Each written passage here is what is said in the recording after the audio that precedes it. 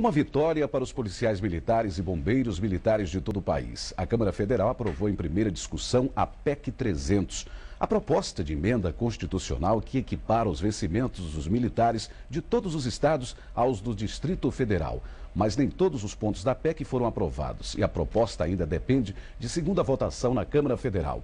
Sobre a conquista dos policiais, eu converso agora com o capitão Tiago Castelo Branco, da Associação dos Oficiais Militares do Piauí. Capitão, bom dia. Bom dia. O que representa para os senhores militares essa aprovação, pelo menos em primeiro momento, dessa proposta de emenda constitucional? Olha, antes de mais nada, a PEC 300 ela tem sido para a gente uma vitória, não só por que ela pode proporcionar para a gente, em termos de remuneração, em termos de reconhecimento do nosso trabalho, em termos de remuneração salarial. Mas, antes de mais nada, isso é uma visão pessoal, ela tem trazido para a gente um crescimento muito grande em termos de exercício de democracia, coisa que as polícias militares a nível de Brasil ainda não tinham esse exercício muito bem arraigado, né, muito bem estruturado. E isso tem trazido para nós uma mobilização e uma articulação muito grande. A PEC 300, para nós, é uma caminhada ainda, né? E que esperamos, com certeza, atingir a vitória. Você viu, se você observar, a votação ela foi praticamente por unanimidade, apenas com 2 abstenções. E, como você disse, esse é um primeiro passo. O que foi votado foi uma emenda aglutinativa, né?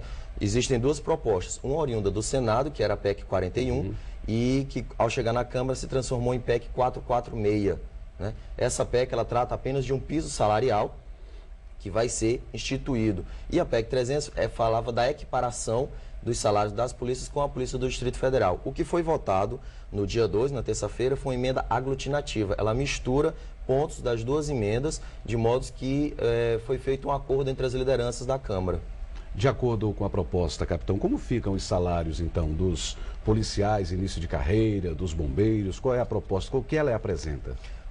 Segundo o site da própria Câmara Federal, que é a nossa informação oficial, ele cita que a emenda aglutinativa, ela trata de que será instituído um piso salarial ainda, conforme diz a PEC 446, porém, até que esse piso seja instituído, o que vai valer é um piso salarial de R$ 3.500 para o soldado e de R$ 7.000 para o tenente. A partir daí, os estados farão as proporções, né, de acordo com as graduações e postos dentro da carreira policial militar. Para a lei entrar em vigor, há ainda a exigência de uma apreciação ainda tanto pelo Senado como pela Câmara Federal.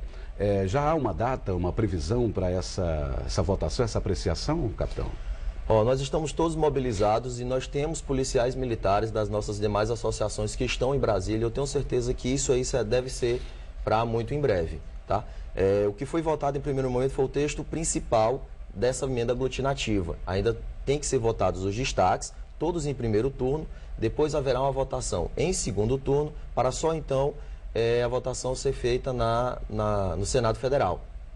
No dia da aprovação da PEC 300, né, do texto principal dessa emenda aglutinativa, o próprio deputado Michel Temer, ele citou que o senador Renan Calheiros esteve na reunião das lideranças da Câmara, pediu a aprovação dessa emenda aglutinativa e citou não foi uma posição do Senado, mas foi uma posição pessoal, tratando que essa emenda aglutinativa, pela forma como ela se apresenta hoje, ela teria trânsito livre no Senado. Então, não é uma posição do Senado, é uma posição do senador Renan Calheiros, segundo o relato do deputado Michel Temer. E qual o posicionamento do governo federal diante dessa proposta? O senhor acredita que não haverá resistência da bancada governista?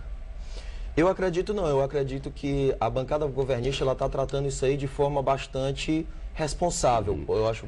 Podemos até assim dizer, porque eles se preocupam primeiro com a questão das contas públicas e tal. Então, assim, os deputados que foram à tribuna falar sobre a PEC 300, com raríssimas exceções, a grande maioria deles, os que apresentaram algum tipo de cuidado, de receio, foi apenas nesse sentido de